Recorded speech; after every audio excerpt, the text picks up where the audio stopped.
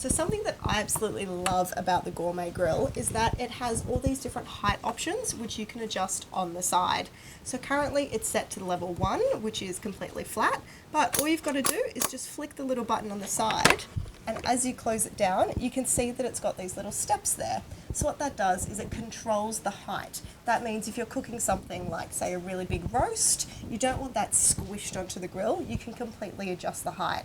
Something else that can do, which is amazing, is if you want to hover that top plate above the food, say you're cooking a cheese melt or a pizza or something like that, you don't want the cheese to be touching that grill, so all you need to do is set it to a higher level than what it is, and now it's going to hover above it so you can cook the food without touching that top plate.